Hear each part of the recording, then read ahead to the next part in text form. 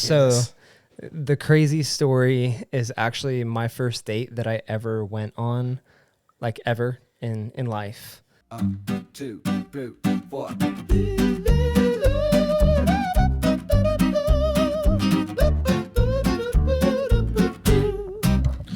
It's the STUMIN podcast. Welcome back. Is up? Episode 4. Danny.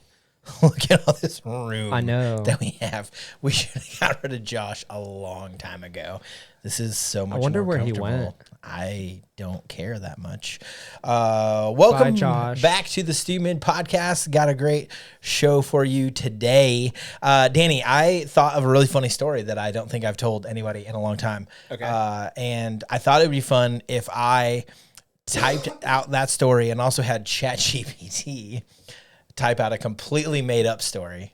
Okay. And I'm going to read them both to you, and you guess which one is the real story and which one's fake. All right. Story number 1. Okay. A few years ago, I was driving out to pick up a used table saw I found on Facebook Marketplace. Sounds like something you do. The GPS took me on some back roads through the country. Okay. About 2 miles from the guy's place, I noticed an older woman waving her arms on the shoulder of the road. I slowed down thinking maybe she had car trouble or something, but when I stopped, she was holding a baby goat. Okay. She explained that her nephew's farm was just down the road and that one of the goats had slipped through the fence. The nephew was on his way, but she had a really important appointment she had to get to and could not wait. She asked if I could keep an eye on the goat for her until her nephew got there. So I'm just like, I don't know what to do. And before I know it, she leaves this goat on the side of the road and is driving away. And I have to decide if I'm just going to ditch this baby goat on the side of the road or not. And eventually the dude came and picked the goat up, and I ended up being just a few minutes late, and the table saw was already sold. Oh, no, not the finish. Yeah. Not the table saw. Pretty rough. Wow. Okay, second story. How did that make you feel? It made me feel sad. Okay. This is now a psychiatric podcast. Yeah. You did minor in psych, yes. Yeah, major. You majored in psych. My degree's in psychology.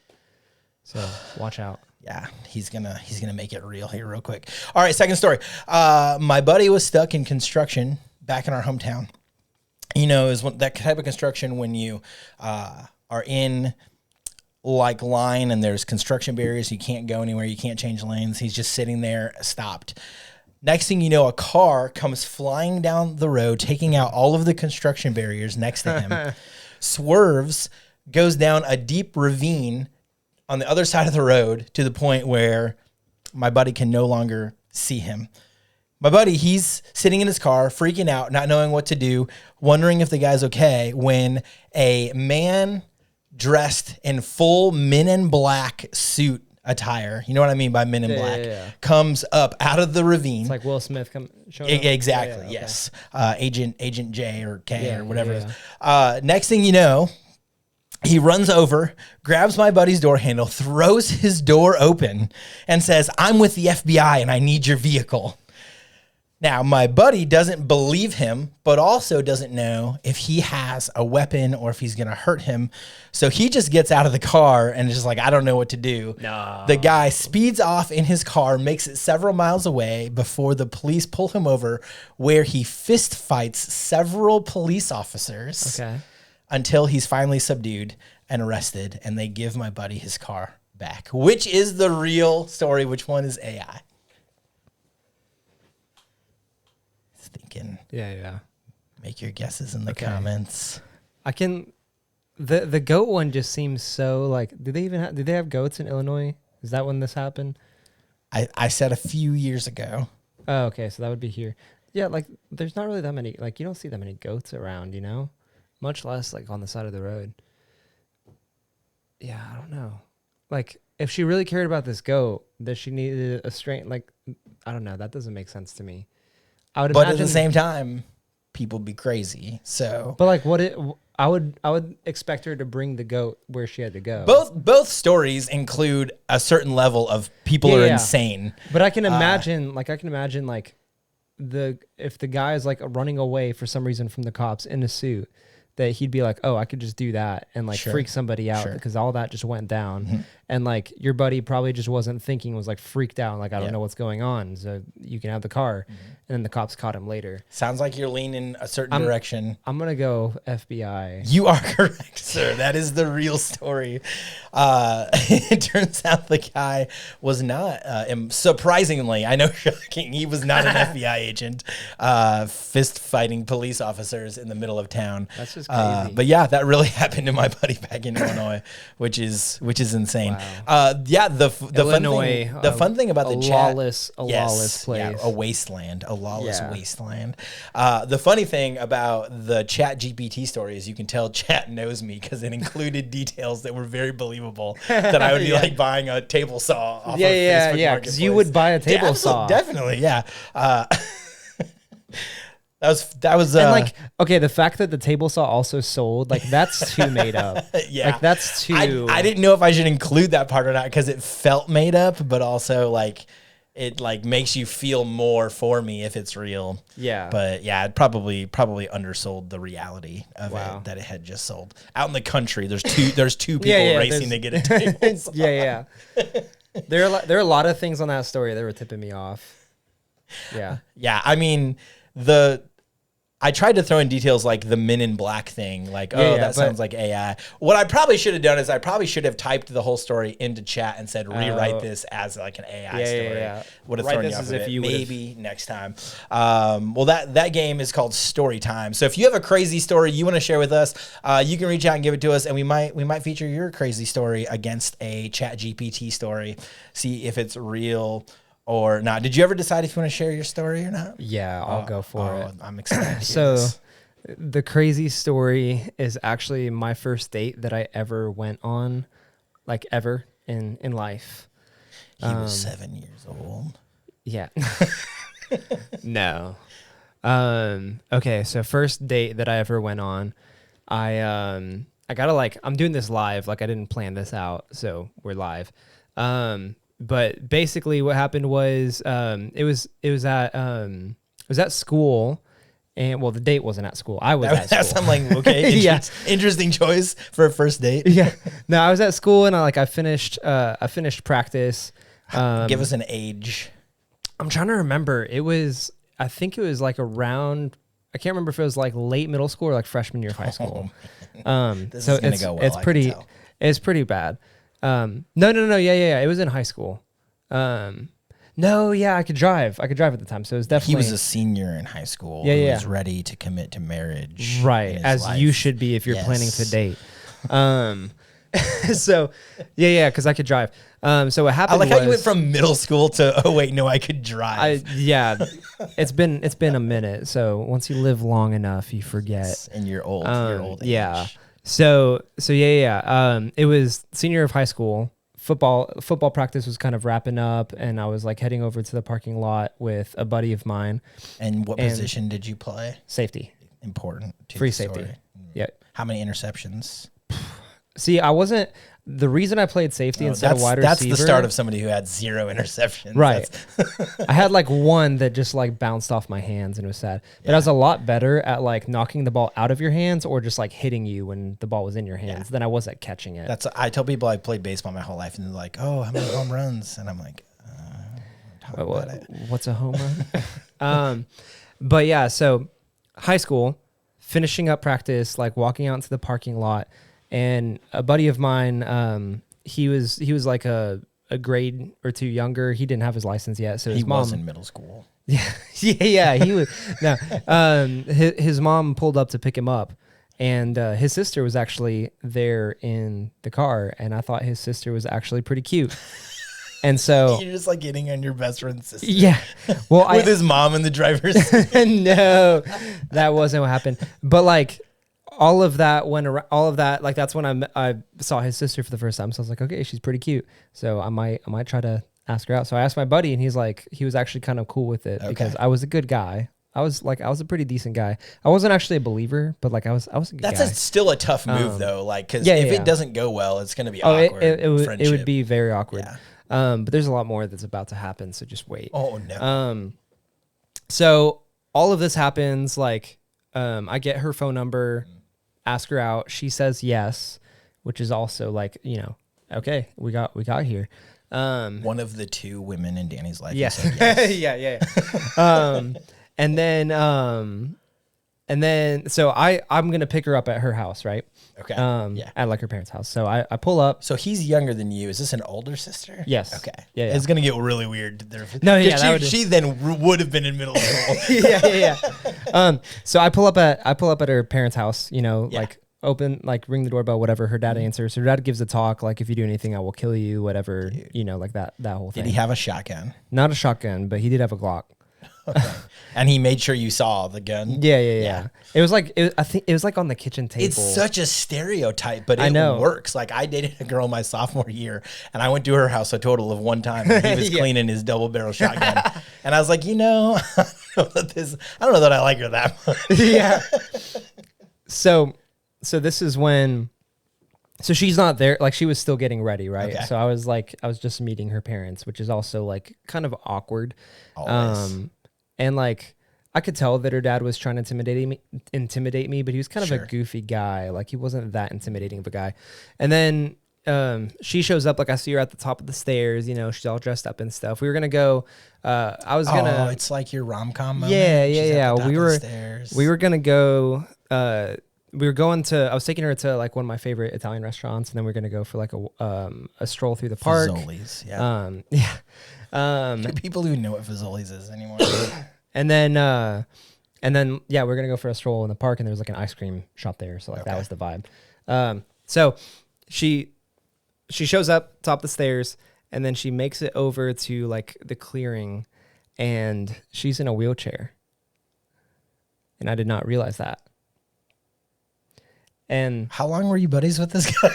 You didn't know. well, he was like Permanently in a wheelchair? yeah. And you just didn't know. I didn't know that. Okay. And so that really threw me off. Yeah. Like a lot. Yeah. And like, I think you that's. know, I feel like you could easily make judgment on this, but I think Like, that's it- fair. it's like fair. if that's unexpected, that's a twist for and sure. like I'm an immature high school Yeah. kid. So especially like as an immature high school kid, I'm like, oh, It's not like now where you're an immature adult. Yeah, Which is totally different. and so then she hops on like the, you know, like the staircase, like the they have like the thing. chair. Yeah, they had one of Yeah, those. Makes sense. And like that's when that hit me. And then like, and it was like really slow and awkward and just kind of quiet. And so then like after that, You have like 3 straight minutes of processing Yeah. while she's just well descending the stairs. well then that's when I realized like I don't have any like handicap access. Oh, yeah, thing you're in like, my how are we car, going so, like, what's anywhere? So then they hand me the keys to like their okay. minivan, and so I'm like, now I'm gonna drive their minivan, and like this is gonna be really awkward. Which I guess is just something you have to commit to in that situation. Otherwise, you're driving her at yeah, That's it's pretty bad.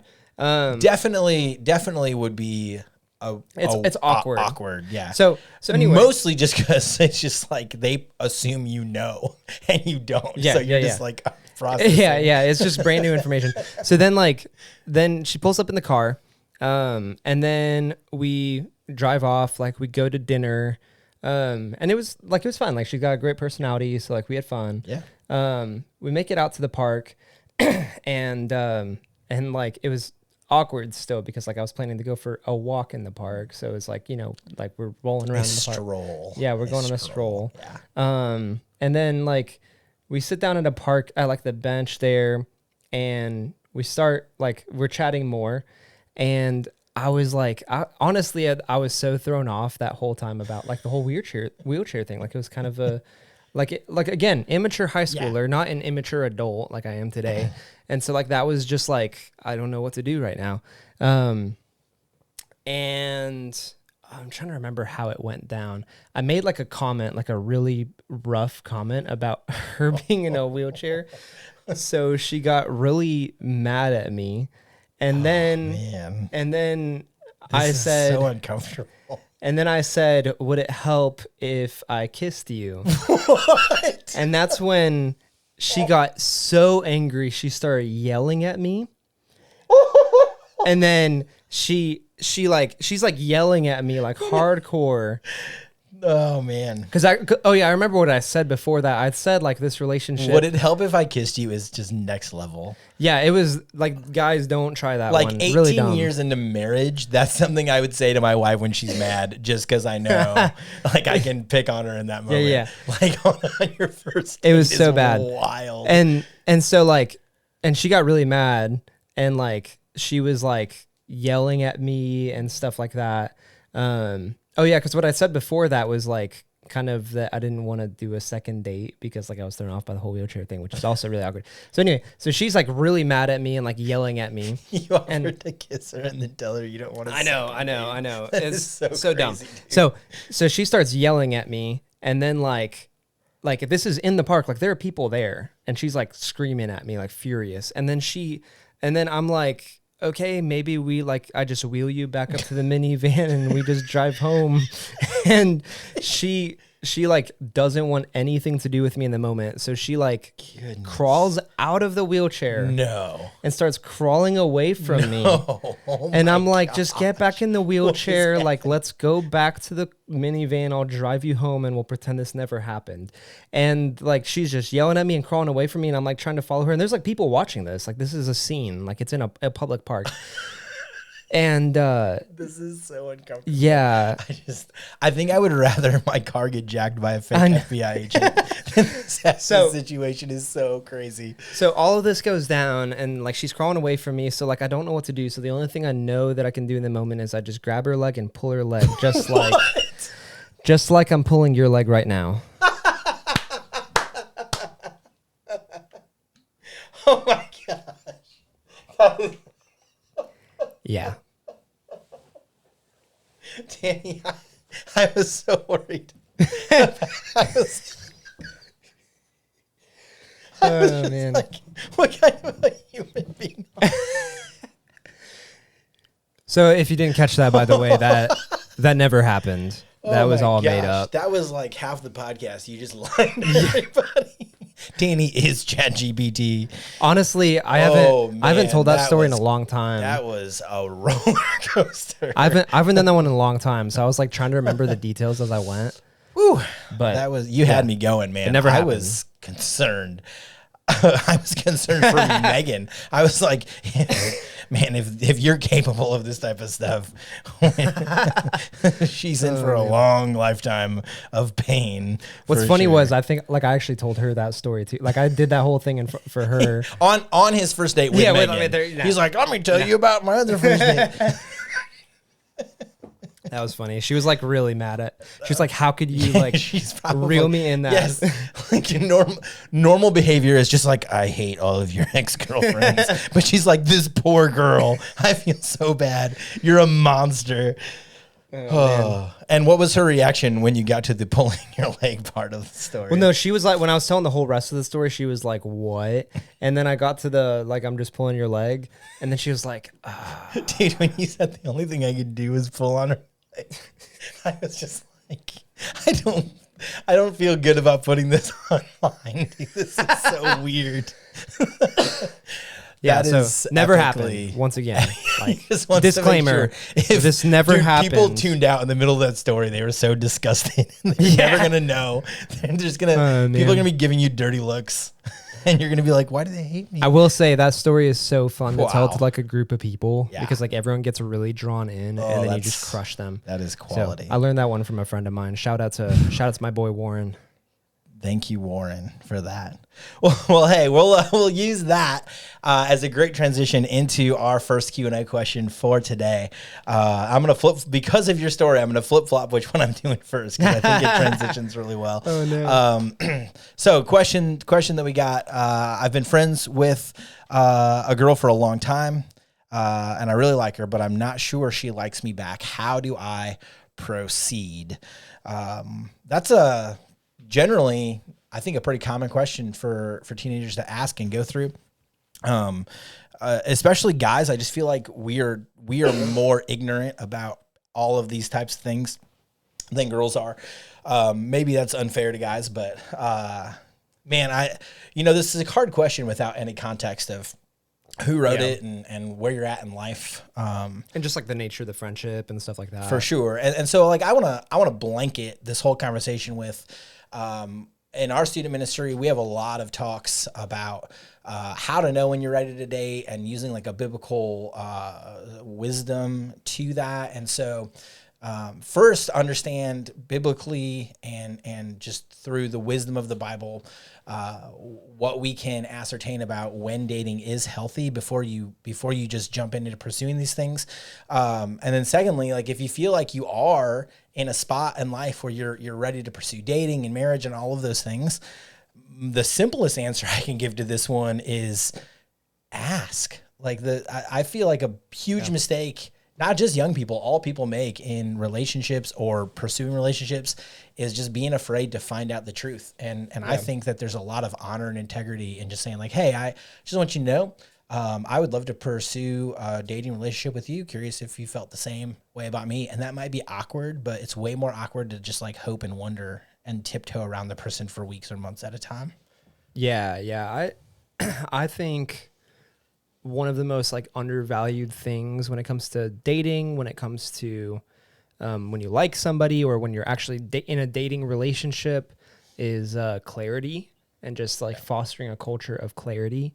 And so like I see with so many guys, like I've seen in college and stuff like that, especially with so many guys where they like this girl in this Bible study group, but they don't want to like ask the question. And then they kind of tiptoe around it, but then they're kind of being a little flirty, but not like too flirty. They still want to be like, a good Christian friend. So you go for the side hug, but you're still like, and then you're like, inviting them to join you for things. You like leave the seat open next to you and doing all of those things. Like I'm talking for months without actually ever making a move.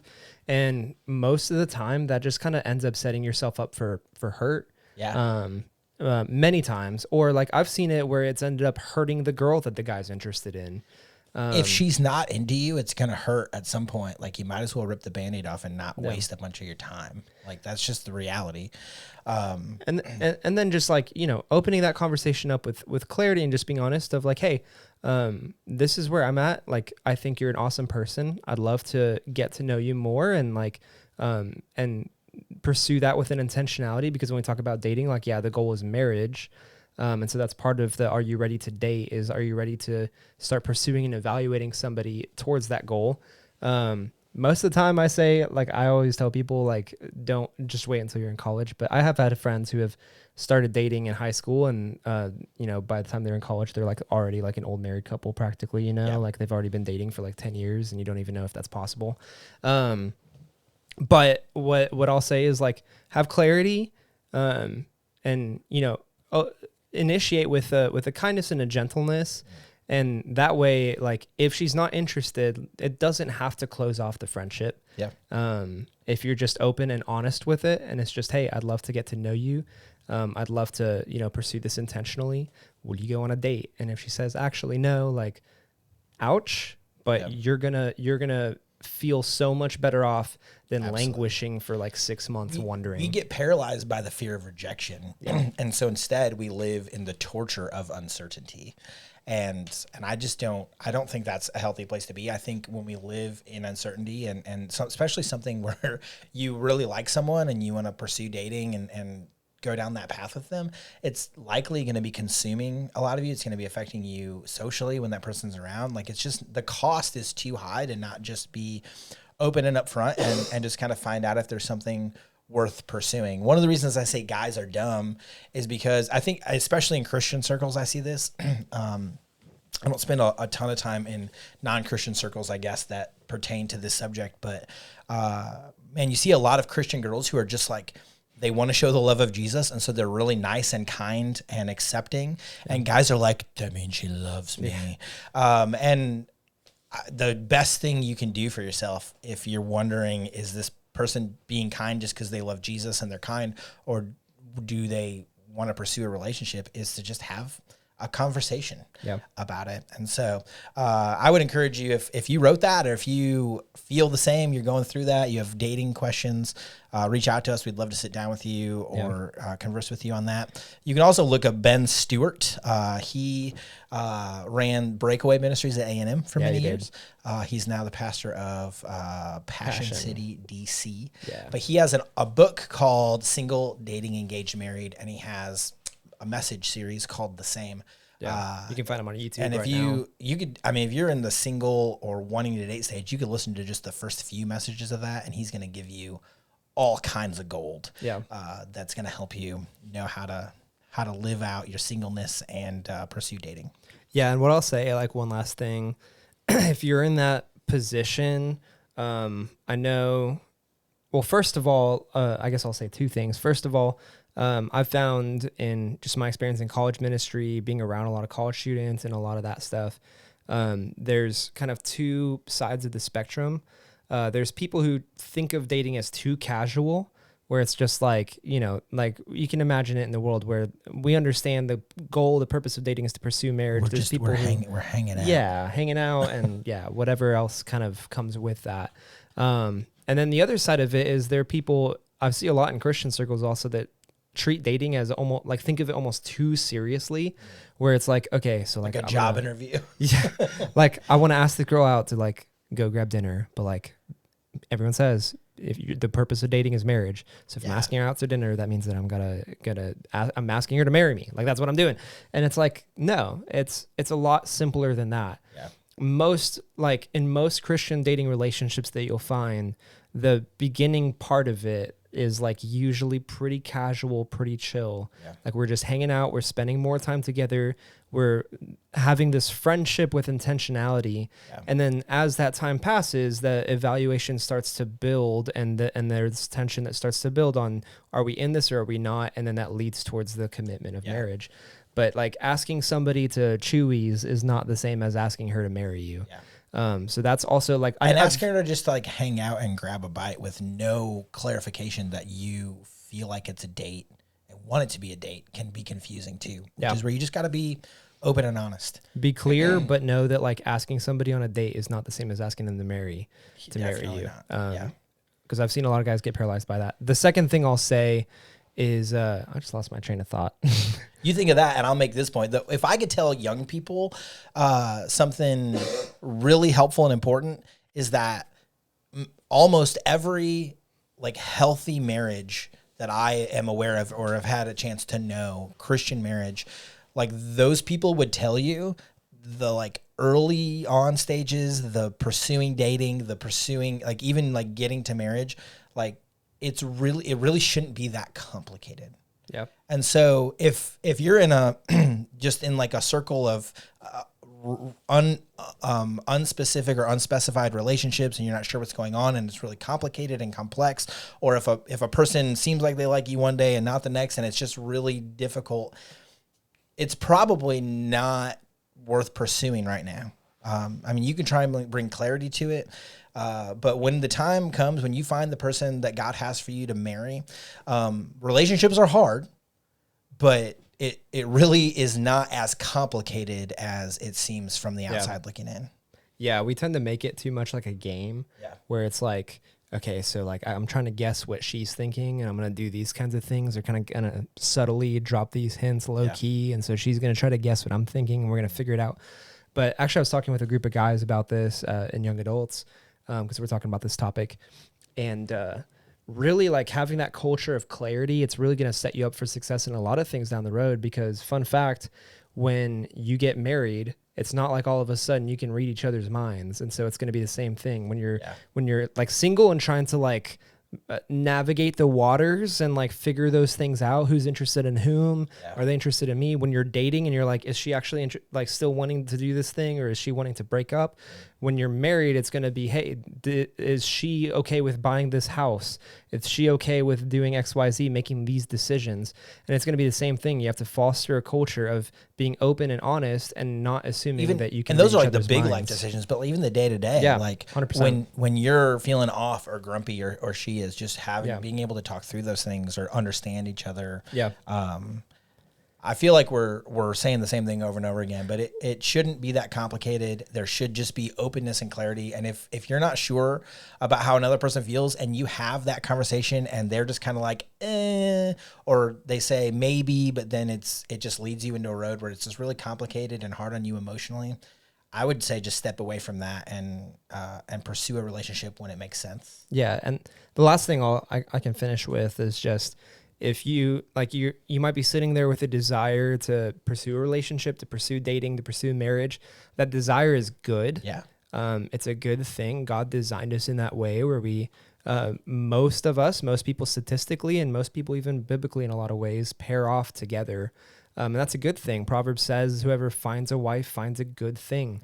The longest chapter in the book of Genesis. Fun fact, Genesis is I think it's one of the top 5 longest books in the Bible by word count. And the longest chapter in the book of Genesis is about Abraham finding a wife for Isaac. So it's a good thing. God created that. God came up with that idea. And so if you desire that, like, don't shame yourself for that. Like, oh, I should want to be devoted to the Lord completely 100%. So my desire to date is therefore bad. Don't shame yourself for that, but then understand singleness. There's a reason God created every one of us single at birth and not married at birth. Yeah. And there's a purpose to that. Lean into that. And we also Lord's gonna learn through guide the you. story of Abraham when he's promised his son Isaac and years go by and Yeah. he tries to force God's hand. Yeah. That doesn't go well. And so it's the same wisdom applies. Yeah. Don't feel like you have to force God's hand. Trust God's plan, and be open and honest when pursuing relationships and when you're in a spot where you're focused on your relationship with God and he puts someone who loves Jesus in your life. Sure, there will be complexities, but it really shouldn't be a super difficult thing. Yeah. And if it feels difficult right now, then that's just a sign to maybe just chill and not burn yourself out emotionally and spiritually.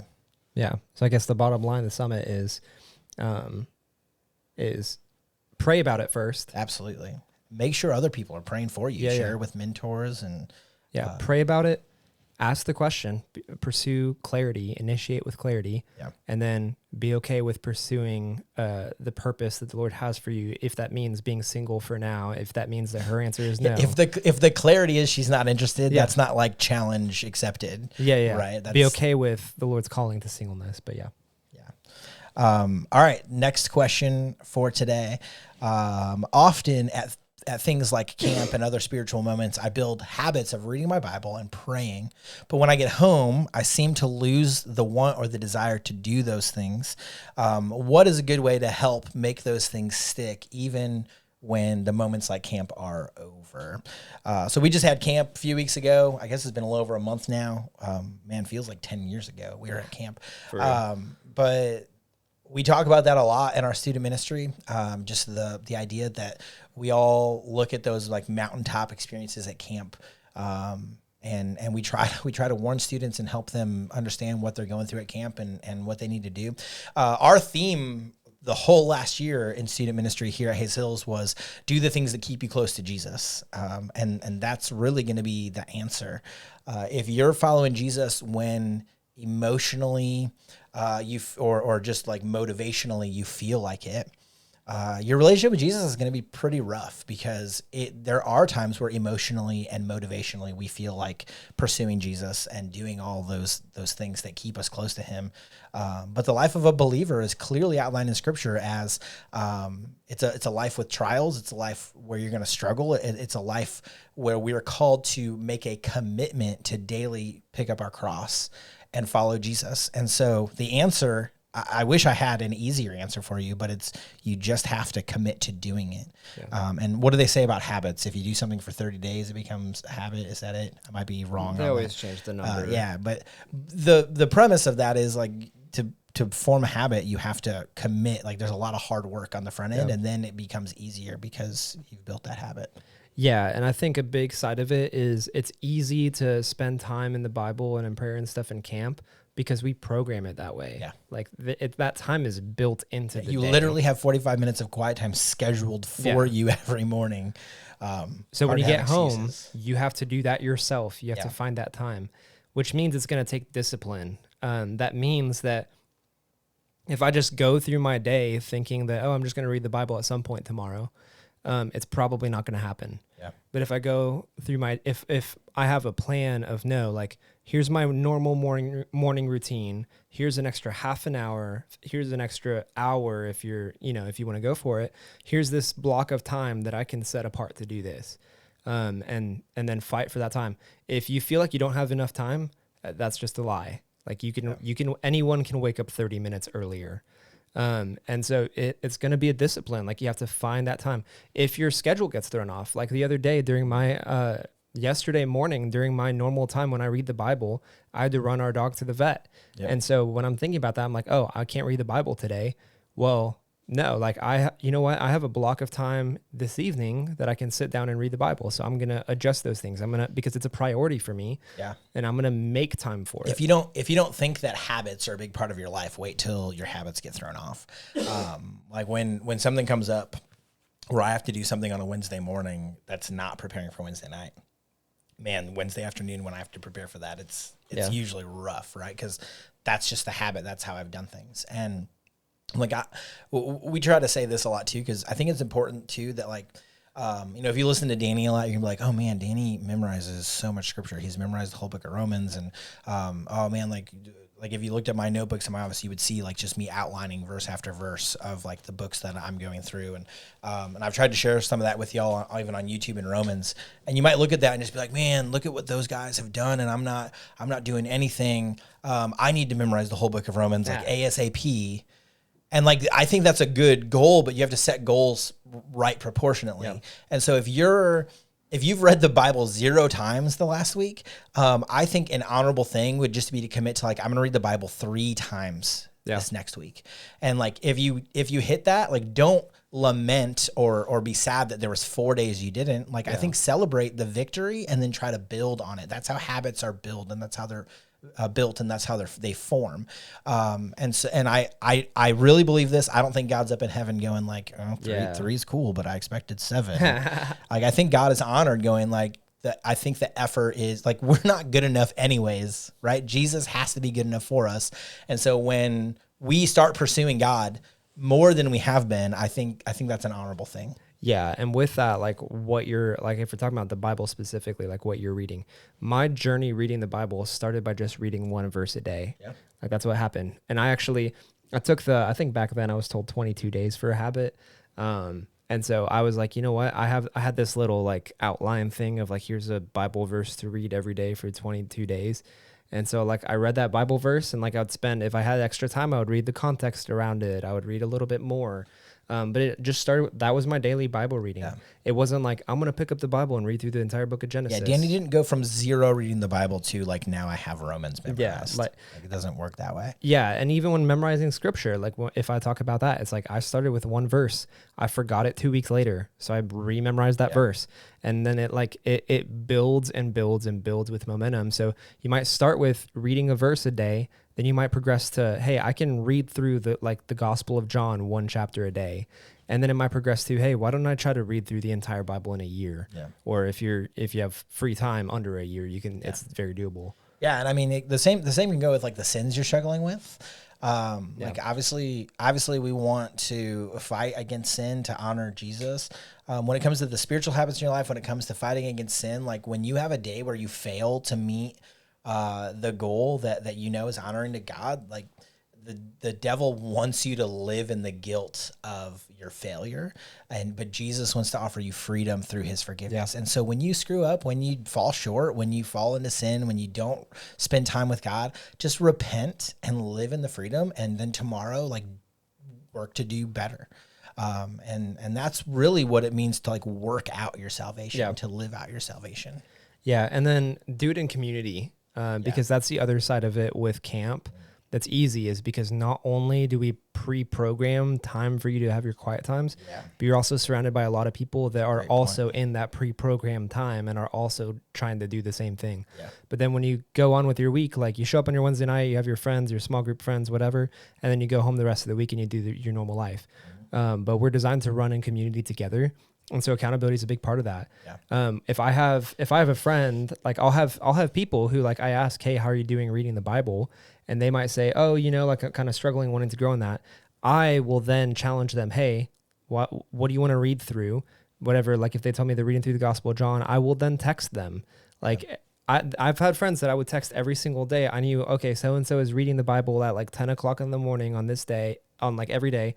So like I will set an alarm on my phone, 10 o'clock in the morning, I'm going to text them saying, or like, 10:30, 10:45, like, hey, what do you think of John this morning? And then, like having a culture of accountability. But then not only that, we're like, that also creates a culture of then sharing what you learn, which helps the scriptures stick, because then you're not just reading and forgetting what you read by lunchtime, but it's, hey, I read this Bible verse today and I thought that this was really cool. Or, hey, I read this Bible verse today and I didn't really know what it meant. And having those dialogues and those conversations will help the word of God really stick even more. Yeah. So at the end of the day, like the simple answer is you just have to do it. And I know as that Nike would say, just do it. And that does stink, because we always want kind of like the magic button to push. But the beauty of knowing Jesus is that the magic button is that he's done everything that we need.